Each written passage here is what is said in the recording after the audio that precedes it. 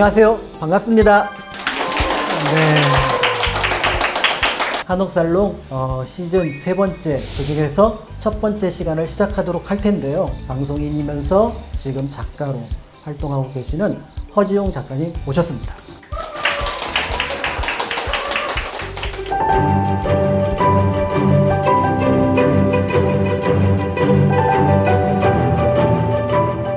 여기 다 지금 굉장히 아름다운 옷들을 입고 저만 오랑캐 옷을 입고 있는데 이게 미리 고지를 못 받았어요. 미리 고지를 못 받아서. 아무튼 왕의 실패에서 우리가 뭘 얻을 수 있겠어? 라는 생각을 할 수도 있겠습니다만은 특히 어떤 특정 인물의 그 결정적인 실수, 결정적인 실패의 원인을 떠올렸을 때 저는 이게 우리의 일상생활 속에서 우리가 쉽게 저지르는 어떤 실수들, 혹은 실수라는 건 머리로는 알고 있지만 마음으로 어찌할 방도가 없는 그런 굉장히 무거운 우리 머리 위에 또 가슴 위에 얹어져 있는 그런 돌 같은 것들, 그 왕들도 똑같이 그 가슴 위에 머리 위에 그것이 얹혀져 있었을 것이다. 그래서 이 사람을 꼽게 된 것 같습니다. 저는 오늘 그래서 짧게 허락된 시간 동안 광해군에 대한 이야기를 좀 이야기를 해보려고 해요. 그가 왕이 되기 전에 어떤 상황이었는지는 여러분들 대개라도 알고 계실 거예요. 외란 중에 일단 한양을 비웠을 때 따라가다가 결국 선조가 이제 분조를 결정을 하고 정부를 나누잖아요. 그리고 자기는 명나라 쪽으로 자기는 망명을 하고 나는 그냥 이 왕자리를 세자에게 물려주겠노라 라고 까지 생각을 한 상황에서 이 세자 광해군은 정말 그야말로 동해번쩍 서해번쩍, 그러니까 우리가 보통 전쟁 시기에 왕이라 함은 좀 이랬으면 좋겠다 라고 생각할 법한 모든 것들을 광해군은 거의 다 했어요. 그래서 그게 나중에 그의 정당성, 왕의 정당성을 뒷받침하는 데 굉장히 큰 무기가 되기도 해요. 원래 선조는 가서 망명정부 같은 걸 좀 꾸려볼 생각이었는데 마침 그때가 상황이 어떠냐면은 더 이상 왜군이 더 이상 북쪽으로 진군을 못하고 있는 상황이었어요. 왜 더 이상 못 올라오지? 보니까 우리가 다 아는 우리 구국의 영웅 이순신이 보급로를 끊었고, 그렇게 하면서 전쟁의 양상은 우리가 알고 있듯이 결국 또 명군이 참전을 하면서 초기에 외란이 진압되고 다시 두 번째 외란이 시작되기 전까지 또 공간이 있었고 공백이 있었고, 그때 결정적으로 광해군의 심기를 어지럽히는, 아마도 그 이후 광해군의 비극의 모든 것까지는 아니더라도 상당 부분을 설명할 수 있는 굉장히 큰 트라우마라고 저는 생각을 하는데요. 선의 소동을 벌려요. 그러니까 왜냐면은 자기는 도망간 임금이잖아요. 말빨이 안 서죠, 신하들한테. 그러니까 툭 하면은 나 그러면 그냥 저기 선의할게, 세자한테. 내가 죄가 많다. 그러면은 당연히 유교의 예를 지켜서 신하들은 거부를 해야 돼요. 아, 이게 무슨 말씀이시냐, 아니되옵니다, 이거를 명을 거두어 주시옵소서 하고, 또 세자는 또 와서 막 바닥에 머리 막 박아가면서 아유 제가 죄가 많습니다 이러면 이거 소동을 벌여야 되거든요. 이거를 13번을 했어요. 조선사에 이런 사람은 없어요. 13번의 가스라이팅. 한 명 더 있습니다. 누구? 영조. 아, 영조. 영조를 할까 그랬나요? 아무튼 13번의 선의소동 이후에 선조가 또 어떻게 했습니까? 세자를 바꾸려고 그랬죠. 어린 영창대군을 얻고 나서 영창대군의 세자를 넘기려고 하는 여러 가지 그런 아슬아슬한 순간에 선조가 이제 승하를 하면서 광해군이 왕으로 등극을 하고, 그 아버지에 대한 생각이 어떨까요? 살아생전 한 번도 아버지한테 따뜻함이라는 걸 느껴본 적이 없는 사람이에요. 그리고 아버지는 자기를 피부치가 아니라 늘 정치 라이벌로 생각을 했어요. 그리고 너무 이거 웃기는 짓인데 라이벌을 떠나서 질투했어요, 자기를. 이순신한테 보이는 태도와 광해군한테 보이는 태도가 양상이 똑같아요. 너무 어이가 없는 거죠. 제가 그 아들이라도 복장이 터질 것 같아요. 그런 상황에서 왕이 됐어요. 제가 그런 상황에서 왕이 됐으면 저는 초반에 가만 안 있었을 것 같아요. 근데 그런 것 치고는 광해군은 초반에 그런 칼자루를 주지는 않았습니다. 물론 막판에 영창대군을 세자로 바꾸라고 자꾸 이렇게 입지를 넣었던 신하종도 이제 죽게 되고, 그리고 이후에 굉장히 좋은 그 정책들도 많이 남깁니다. 대동법을 일단 처음에 최초로 실시를 하죠. 그리고 뭐 이 부분이 사실 광해군을 따질 때 가장 훌륭한 부분이 아니었나라고 평가하게 되는 부분일 텐데, 그냥 무조건 명의 요구만을 따라서 명의 후금을 치러 가는데 병사를 내어달라라는 요구를 했을 때 광해군은 쉽게 내어주려고, 애초에는 아예 내어줄 생각이 없었어요. 균형 외교를 하려고 그랬어요. 그런데 신하들이 끊임없이 상소를 하고, 정말 말 그대로 끊임없이. 광해군이 결국 뜻을 굽히고 참전을 하긴 했는데 가서 명군은 당연히 지죠. 명은 지는 애고 후금은 뜨는 애인데 명이 후금에게 졌을 때 후금에게 우리가 먼저 투항하고 가서 우리가 적극적으로 이 전쟁에 참여한 게 아니다. 우리는 이러저러한 맥락에서 이렇게 온 것이다 라고 후금에 설명을 했고 후금은 이해를 해줬어요. 이런 게 저는 광해군의 비상한 방책이라고 생각을 했거든요. 근데 이 모든 게 신하들은 마음에 들지 않는 거예요. 광해군은 자기가 반정으로 인해서 끌려나가는 그 직전까지도 균형 외교를 끝까지 추구했습니다. 저는 이 부분은 대단한 거라고 생각을 해요. 그럼에도 광해군은 왜 쫓겨났을까? 이제 뭐 본격적인 이야기일 텐데 가장 큰 명분입니다. 가장 큰 이유라기보다 가장 큰 명분일 텐데 일단 임해군을 죽였고요. 형. 근데 임해군은 워낙에 개차반이었어요. 그래서 임해군이 죽는 거에 대해서는 별다른 이의를 대신들도 제기를 하지 않았습니다. 근데 두 번째가 좀 결정적이었죠. 그 어린 영창대군을 죽였습니다. 그 작은 아이를 이렇게 장판이 펄펄 끓는 그 작은 방에 가둬놓고 결국 나중에 이제 그 숨이 거둔 채로 발견되었다라고 하고 야사에서는 정말 아주 끔찍한 모습으로 죽어 있었다라고 되어 있기도 한데 이 패모살제, 형제를 죽이고 어머니를 패했다.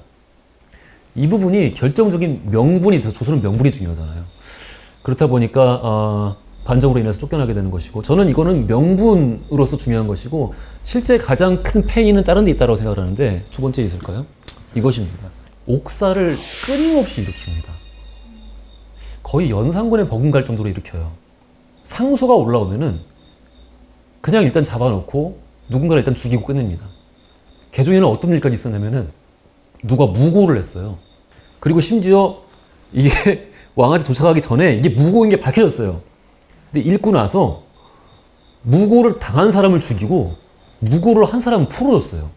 이게 어떤 신호를 주는 거냐면은 니들은 무고라도 좋으니까 어찌됐든 고변을 해라.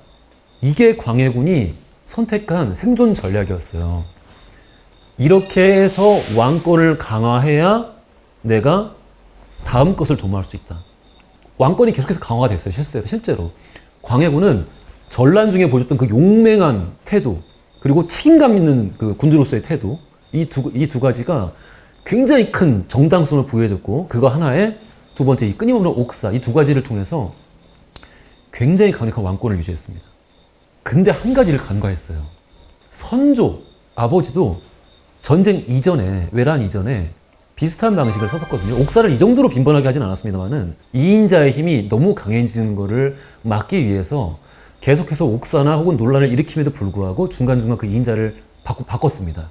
광해는 옥사를 끊임없이 일으키고 2인자를 안 바꿨어요. 계속 이이첨이었어요. 계속. 어느 순간 광해군은 이상하다는 걸 느꼈을 거예요. 내가 지금 이렇게 왕권이 강한데 왜 내 말이 씨알이 안 먹히지?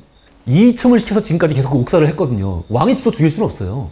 이이첨이 자신의 손발이 돼서 지금까지 이 모든 옥사에 이이첨의 손에 피가 묻어있던 거죠. 생각해보면은 이이첨의 세가 너무 세진 거예요. 광해가 그 힘을 뚫지를 못하는 거예요. 아, 내가 지금 뭔가 잘못하고 있었구나 라는 걸 그 점 깨달았을 것 같아요. 그래서 광해군이 전략을 바꿉니다. 전략을 바꿔서 오케이, 이쯤에서 옥사 끝. 더 이상의 옥사는 없다. 그리고 조만간 이이첨 갈아야겠다 라고 판단을 해요.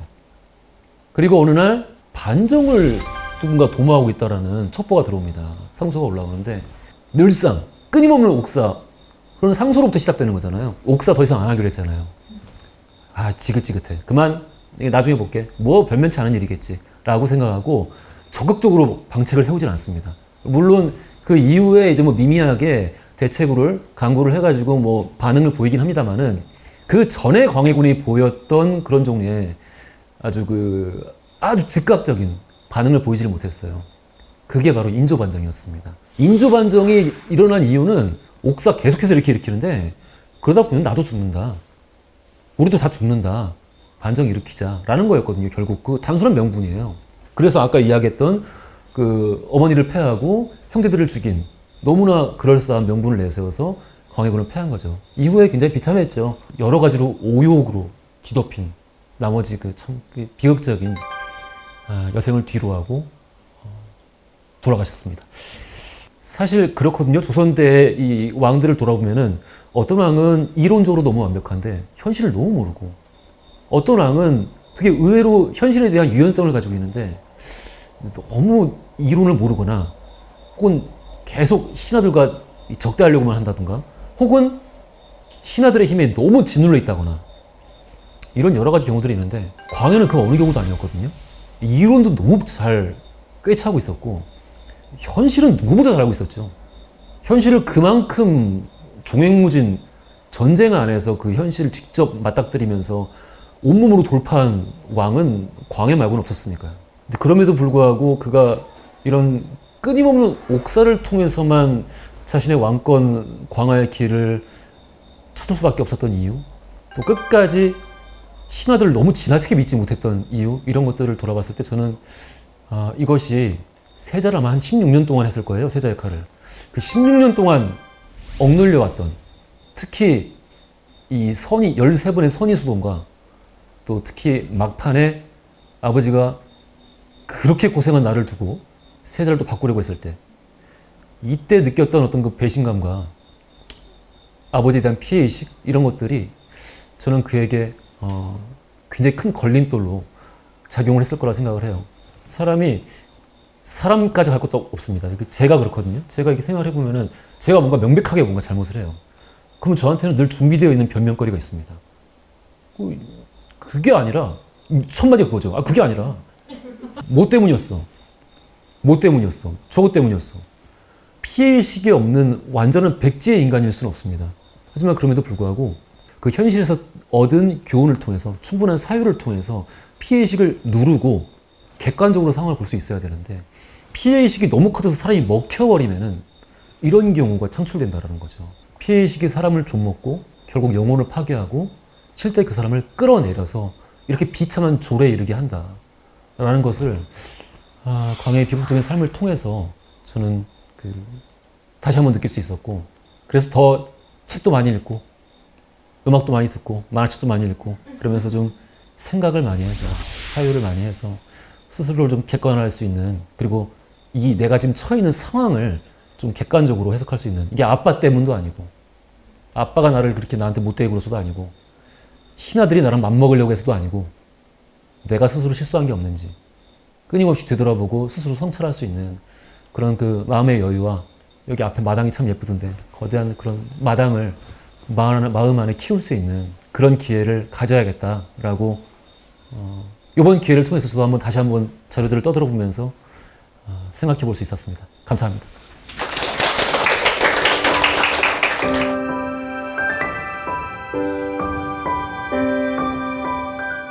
저는 드라마나 영화 보는 걸 어릴 때부터 되게 좋아했었거든요. 사극 좋아하고. 그래서 배우를 보고 내가 뭔가 이 역사 인물을 잘못 이해했나 보다라는 생각에 나이가 점점 들수록 이제 조금 더 깊게 공부를 하니까 이게 아닌데, 내가 알기로는 이런 인물이 아니었는데 나중에 평가를 받는 거 보니까 너무 달라지는 경우가 많이 있더라고요. 그래서 혹시라도 추천해 주실 수 있는 게 있는지, 예를 들어서 이 정도면 그래도 굉장히 훌륭하게 인물을 평가했다고 할 수 있는 그런 작품.